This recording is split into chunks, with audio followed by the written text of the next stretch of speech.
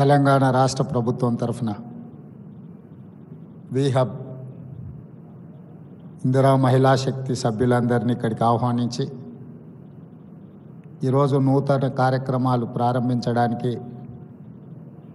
నాతో పాటు నల్గొండ పార్లమెంట్ సభ్యులు రఘువీరెడ్డి గారిని, పరకాల శాసనసభ్యులు రేవూరు ప్రకాష్ రెడ్డి గారిని, IT and industry special chief secretary Sanjay Kumar గారిని, ఇండస్ట్రీస్ మేనేజింగ్ డైరెక్టర్ గుర్రం మల్సూర్ గారిని, సెర్ప్ అండ్ మెప్మా అధికారి దివ్య రాజేంద్రన్ గారిని, అదేవిధంగా తెలంగాణ రాష్ట్ర నలుమూలల నుంచి మా మహిళా సోదరీమణులందరినీ కూడా ఆహ్వానించి ఇంత మంచి కార్యక్రమాన్ని ఏర్పాటు చేసిన వీహబ్ నిర్వాహకులకు మనస్ఫూర్తిగా నేను అభినందనలు తెలియజేస్తున్నాను.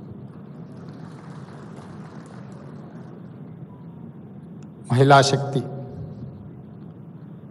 ఇందిరా మహిళా శక్తి 1967లో ఇండియా చైనా యుద్ధం జరిగినప్పుడు మహిళా శక్తిని ప్రపంచానికి శ్రీమతి ఇందిరాగాంధీ గారు చూపించారు. 1971లో పాకిస్తాన్తో యుద్ధం జరిగినప్పుడు శ్రీమతి ఇందిరాగాంధీ గారు మహిళా శక్తిని ప్రపంచానికి నిరూపించారు. స్వతంత్రం వచ్చిన తర్వాత జరిగిన యుద్ధాలలో ఈ దేశాన్ని గెలిపించిన శక్తి మహిళా శక్తి. మహిళా శక్తిని ఎప్పుడు కూడా మా పార్టీ, మా ప్రభుత్వం తక్కువ అంచనా వేయలేదు.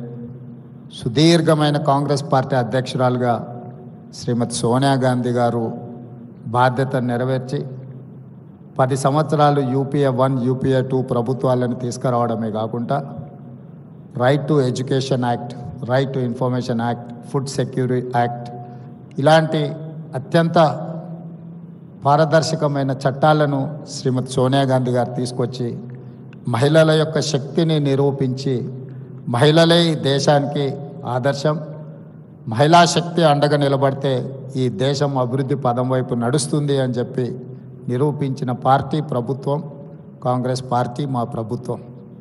ఈరోజు కూడా మా ప్రభుత్వం ఏర్పాటు చేసిన తర్వాత అప్పటి వరకు నిర్లక్ష్యానికి లోనైన స్వయం సహాయక సంఘాలను ఆర్థికంగా నిలబెట్టాలి. మహిళ ఆర్థికంగా నిలబడితే, ఒక్క మహిళ ఆర్థికంగా నిలబడితే ఆ కుటుంబాన్ని పూర్తి స్థాయిలో ఆర్థికంగా నిలబెడుతుంది. అలాంటి ఒక మహిళ కుటుంబాన్ని నిలబెడితే 1 కోటి మంది మహిళలు తెలంగాణలో ఆర్థికంగా నిలబడి 1 కోటి మంది మహిళలు కోటీశ్వరులు అయితే తెలంగాణనే ఈ దేశానికి ఆదర్శం అవుతుంది. ఈ దేశాన్ని ఆర్థికంగా నిలబెట్టాలి అని అంటే తెలంగాణ రాష్ట్రం $1 ట్రిలియన్ ఎకానమీకి అభివృద్ధి చెందాలి అని అంటే 1 కోటి మంది మహిళల్ని కోటీశ్వరులను చెయ్యాలన్న లక్ష్యంతో ఈరోజు మా ప్రభుత్వం పనిచేస్తుంది. అందులో భాగంగానే ఈరోజు ఇంతమంది మహిళల్ని ఇక్కడికి పిలిపించి ఇక్కడ ఇంత మంచి కార్యక్రమాన్ని ఏర్పాటు చేసి ప్రోత్సహించే పనిచేస్తున్నాం. మీ అందరికీ తెలిసి ఇక్కడికి వచ్చిన మహిళలు గతంలో మీరందరూ పండుగకు అమ్మగారింటికి వెళ్ళాలన్నా, ఇంకేదైనా కార్యక్రమాలకు అమ్మవారిని దర్శించుకోవాలంటే ఇంట్లో బస్ ఛార్జీలు అడగాలి. ఇంటైనా లేదు అని అంటే మీరు వెళ్ళే పరిస్థితి లేదు. కానీ ఈరోజు తెలంగాణ రాష్ట్రంలో మన ప్రభుత్వం వచ్చిన తర్వాత మహాలక్ష్మి కార్యక్రమం ద్వారా ఈ రాష్ట్రంలో మహిళలు ఎక్కడికి వెళ్ళాలన్నా, అమ్మవారిని దర్శించుకోవాలన్నా, అమ్మగారింటికి వెళ్ళాలన్నా ఆర్టీసీలో మీరు ఎక్కడ చేయి చూపించినా అక్కడ ఆపి మీరు కావాల్సిన దగ్గర దిగడానికి ఆర్టీసీలో ఉచిత ప్రయాణం మా మహిళా సోదరీమణులకు అందించిన ప్రభుత్వం మన ప్రభుత్వం. మహిళలకు ఒక ప్రత్యేక నజరానా శ్రీమతి సోనియా గాంధీ గారు ఇచ్చారు. దాదాపుగా ఇప్పటికీ 16-17 నెలల్లో 5,200 కోట్ల రూపాయలు ఈరోజు ఆర్టీసీకి రాష్ట్ర ప్రభుత్వం చెల్లించడం జరిగింది. మా మహిళలు ఆర్టీసీ ఉచిత బస్సు ప్రయాణం వినియోగించుకోవడం వల్ల ఆడబిడ్డలకు ఒక్కొక్కరికి దాదాపుగా నెలకు 5,000 రూపాయలు ఆదాయం మిగలడమే కాకుండా ఆర్టీసీ కూడా ఈరోజు లాభాల బాటల్లో నడుస్తుంది. గతంలో ఆర్టీసీ నష్టపోయి ఆర్టీసీని ప్రైవేటైజ్ చేస్తారన్నంత ప్రమాదానికి దారితీసింది.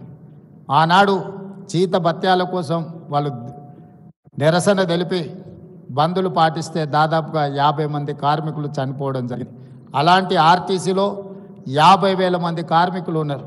ఇవాళ 50,000 మంది కార్మికులు ఆర్టీసీ లాభాల బాటలో నడవడం వల్ల ఆ కుటుంబాలన్నీ కూడా బాగుపడ్డాయి అని అంటే మా ఆడబిడ్డలకి ఈరోజు తెలంగాణ రాష్ట్ర ప్రభుత్వం మహాలక్ష్మి పథకం ద్వారా మీకు ఆర్టీసీలో ఉచిత బస్సు ప్రయాణం అందించడమే ఈరోజు ఆర్టీసీ లాభాల బాటల్లో నడుస్తుంది.